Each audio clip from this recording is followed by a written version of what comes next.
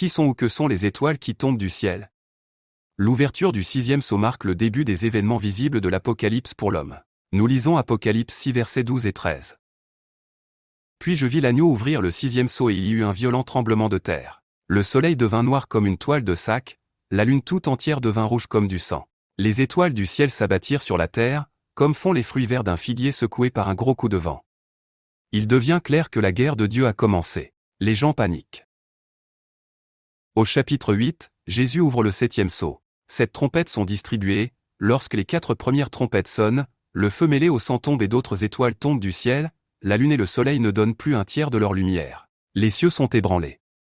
Le son de la 5e trompette produit quelque chose de spécial, nous lisons Apocalypse chapitre 9, versets 1 et 2. Puis le 5e ange sonna de la trompette et je vis un astre qui était tombé du ciel sur la terre. La clé du puits de l'abîme lui fut donnée. Il ouvrit le puits de l'abîme, et une fumée épaisse s'en éleva, comme celle d'une grande fournaise. Le soleil et l'air furent obscurcis par la fumée qui s'échappait du puits. Il est clair ici que les étoiles ne sont pas littéralement des astres. Ce sont des êtres qui tombent du ciel. Dans la vidéo sur la chronologie de l'Apocalypse, nous avons constaté que les chapitres 12 à 19 de l'Apocalypse se déroulent parallèlement au chapitre 6 à 11.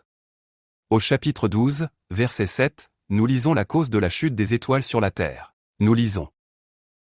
Alors une bataille s'engagea dans le ciel. Michel et ses anges combattirent contre le dragon, et celui-ci les combattit avec ses anges, mais le dragon ne remporta pas la victoire et lui et ses anges ne purent maintenir leur position au ciel. Il fut précipité, le grand dragon, le serpent ancien, qu'on appelle le diable et Satan, celui qui égare le monde entier. Il fut précipité sur la terre, et ses anges furent précipités avec lui.